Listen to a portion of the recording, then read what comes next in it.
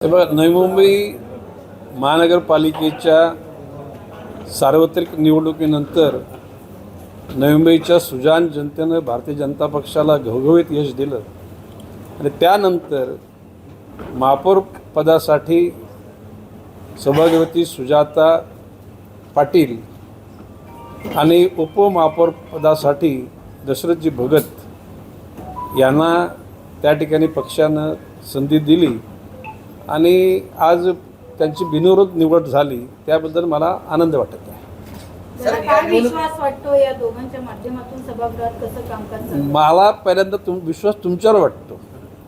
या नवी मुंबईच्या निवडणुकीच्या वेळेला मीडिया, ज्याला प्रिंट मीडिया, इलेक्ट्रॉनिक मीडिया आणि सोशल मीडियाने सत्याची बाजू धरली आणि त्या पद्धतीनं जनतेला तुम्ही जागृत केलं आणि जनता जागृत झाल्यानंतर हे यश मिळालेलं आहे।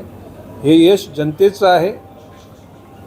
माननीय पंतप्रधान नरेंद्रजी मोदी यांच्या घवघवत्या आणि प्रभावशाली नेतृत्वाचं आहे। राज्यामध्ये देवेंद्र फडणवीस यांच्या मुख्यमंत्रीपदानंतर घेतलेल्या आक्रमक निर्णयांचा आहे आणि संघटन कौशल्य चतुर असलेल्या प्रदेशाध्यक्ष रवींद्र चव्हाणांचं सुद्धा आहे आणि त्याच्यानंतर मग नवी मुंबईतल्या सर्व कार्यकर्त्यांची अभेद एकजूट आणि नवी मुंबईच्या जनतेनं हरामाच्या पैशाला ठोकरलं, लाथाडलं मी म्हणणं की लक्ष्मी, पैसा ही लक्ष्मी असते, तिला लाथाडलं म्हणण्यापेक्षा त्याला ठोकरलं आणि खऱ्या अर्थानं नवी मुंबईच्या हिताची जपणूक करणाऱ्या लोकांच्याकडे हे नेतृत्व दिलं आहे। त्याबद्दल नवी मुंबईच्या जनतेचे आम्ही पूर्वीच आभार मानलेले आहेत आणि आता पुन्हा एकदा आभार मानतो। ज्या सभागृहामधले आजी माजी असलेले ज्येष्ठ श्रेष्ठ जे नगरसेवक होते, पदाधिकारी होते, त्या सर्वांना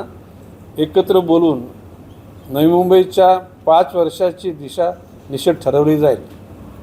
स्वच्छ नवी मुंबई, हरित नवी मुंबई, भिकारीमुक्त नवी मुंबई, तृतीयपंथीमुक्त नवी, फुटपाथमुक्त शहर, हातगाडीवाला मुक्त शहर आणि खऱ्या अर्थानं जनसामान्यांच्या ज्या अपेक्षा शिक्षणाच्या बाबतीत, आरोग्याच्या बाबतीत, एकूणच मालमत्ता कर न वाढवण्याची भूमिका मी घेतलेली, एक 20 वर्ष नाही वाढवायची, तो दिलेला शब्द तो कायम 20 वर्षापर्यंत राहणार आहे आणि नवी मुंबईच्या जनतेनं ह्या विश्वासानं त्या आमच्या सर्व सहकाऱ्यांना निवडून दिलेला आहे आणि निश्चितपणे त्याचा ज्याला एक मसुदा तयार करू, त्याला पुन्हा त्या मसुद्यासहित आपल्यासमोर आम्ही येऊ।